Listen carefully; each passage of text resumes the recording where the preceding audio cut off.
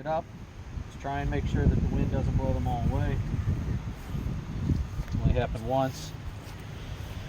So the blue ones are just spacers. They're just trash. And the white one is your actual membrane. So I take my cap off, take my old membrane out. There's an O-ring right there on top that you want to make sure is there.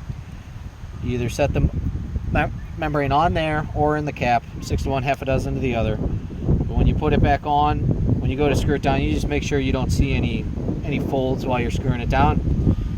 I just hand tighten that. I can feel the O-ring just kind of pinch a little bit. I take the electrolyte. You guys are free chlorine, right? Yep. So I'm going to fill up the electrolyte to the bottom of the threads. And then I take the sensor and I just stick it down into it. The electrolyte's totally harmless, not going to hurt you or anything. And then I just hand tighten that. And so that's your maintenance on them. Pretty harmless. Hardware wise, what we got going on here is you've got your inlet side. After the inlet side with T, that's where the pressure sensor is located.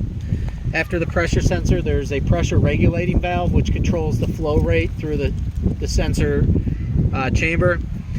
After the PRV, there's a bleed screw so that when you store it in the winter, you can empty the water out. When you're leaving it in use, you leave that closed because you want water to be in front of this while it's sitting on the shelf. Following the bleed screw, you've got a Y strainer. That's just not really an issue around you guys. I don't think you really have sandy soil, but areas like Florida and Texas, you have to worry about sand getting in and clogging stuff. After that, it just goes right up into the flow cell. Interface wise, all you got is you've got your PLC. Comes with the steps on how to operate it right below. And then this is what you're looking at on the inside. The back of the PLC, this is where the SD card is stored, where it keeps the Excel files for all your flushing activities. This power supply just has to drop down the power a little bit for the sensor. And then you've got your battery. To charge the unit, you plug the battery into what looks like basically a computer charger.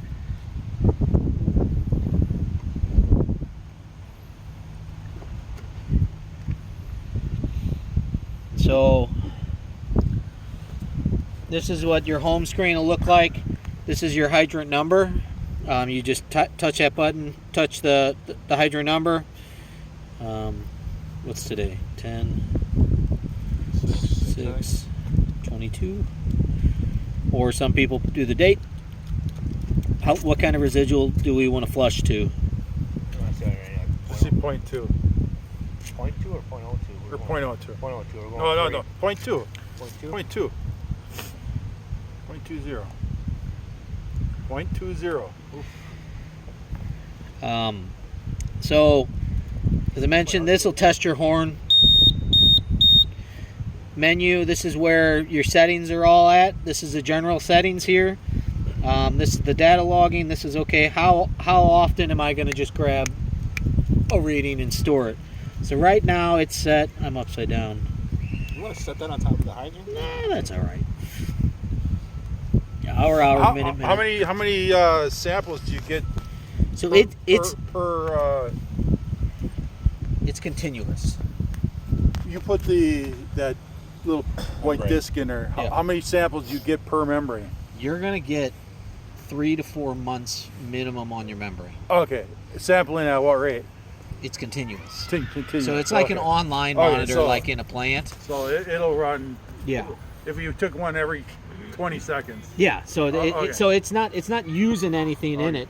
It's more of a pass-fail. So every week or two, you're going to want to calibrate the unit, which is you put it somewhere where you know you're going to have good water, a higher residual. You walk up, you turn on the water, you're watching it, you take a hand sample like you would have used to do, and you compare your colorimeter to what the electronic piece is telling you. So I set that to 10 seconds. There's no SD card in it. That's a mistake. I think I got one in my backpack. Other hardware-wise, what we're looking at is I told you how to get to the flow cell. This is the new flow cell style that I mentioned, that if you ever wanted to add another sensor, all you gotta do is take the cap out. It's just got 2 pins, it slides in, it turns, the pins hold it from shooting out under pressure, and then you plug in the cord here.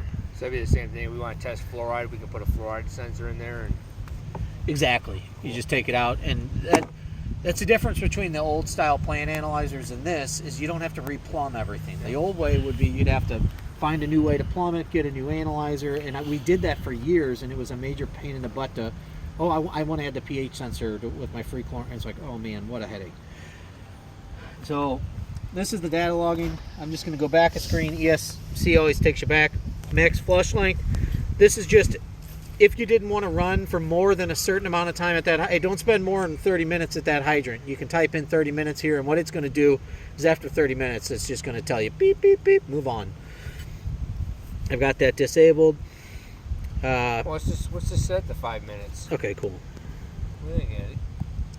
Well, no, I want to see her run until it gets 0.2. It ain't gonna run that long. And we can trick it afterwards to simulate it.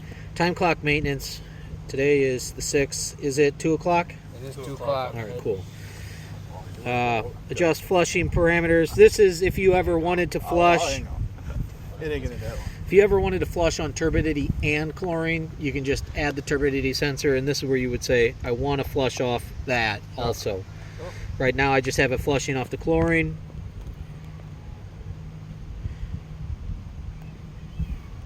Free chlorine is enabled. Turbidity delay, buffer delay. What this just means is that the buffer delay just means that it has to be right or wrong continuously for 3 seconds. I don't want it to just see 0.2, boom. Like I want it to see 0.2, 1 Mississippi, 2 Mississippi, 3 Mississippi. Then it's gonna go. The run delay. This is more pertinent to if you were using the hose in between sites. You're going to want to add a run delay. You're going to want the unit to make sure that you're clearing the water from the last side out. Go back. So we're gonna be flushing this hydrant as this thing's on, correct? Yeah. All right. Yep. Flow settings. We don't have to pull until we get 0.2 out of that. You gotta get 0.2 out of the barrel. So you can guess on your flow rate, and it'll totalize the gallons used. Or if you know that if you only use one style hydrant, It's called 1460. Sitting You- at 2.5? Huh? 1460 out of 2.5? Yeah. It's 60 psi. Huh? this is the sensor menu. And so these are all red right now. That's because none of them are plugged in. I'm going to take this guy. And so there's a peak on it that it'll only let you plug it in one way into the sensor, so you don't have to worry about bashing your pins or anything. Is that screw in there then? Yeah, so it slides in, and then it's just got a screw to stop it from falling back off. And so what you'll see on this front screen is my chlorine just turned on. It's going to see a little bit of a residual until we run some water across it. And I'm going to take my sensor, I align my pins vertically, slide it in, turn it 90 degrees, and now those pins are holding it so it won't shoot out.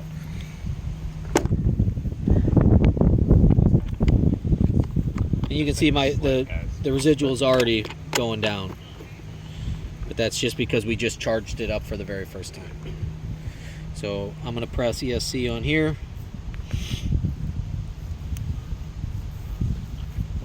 And then The question is, turn the water right on there. no, I think we're good. You get a better barrel pressure of the hydrant directly on the barrel as opposed to the hose. But sometimes if you're in a weird position. What's that? It's just going to bleed out. Yeah. You want to flush the hydrant out of the steamer or the? I would flush The out 2.5? 2.5.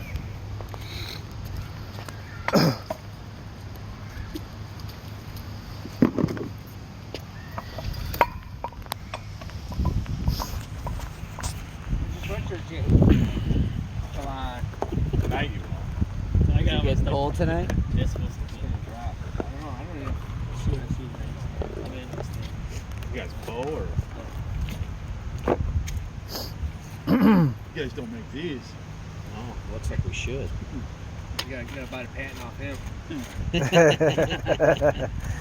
Went to the muffler shop and got some mufflers. He's not kidding. That's what it is. He's not kidding. He was not kidding about that one. Just a little knife tape. Yeah, you gotta loop that one up. So I'm gonna press run on here. I got that. So right now it's seeing already a Pull your car up a little more. Free walk.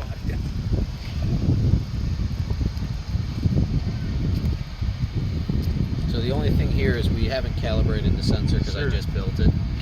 But you can see that it's already seeing pretty much nothing because there's no water on it yet.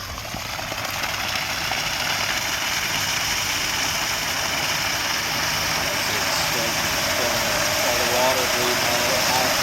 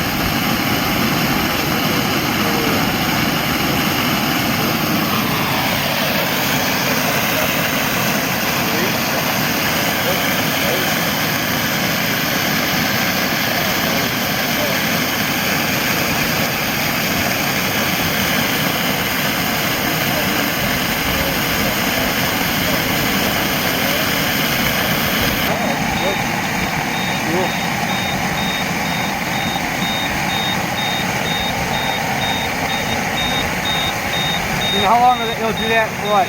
You got delayed setting right now, so it's like See, this is how this all came about with us.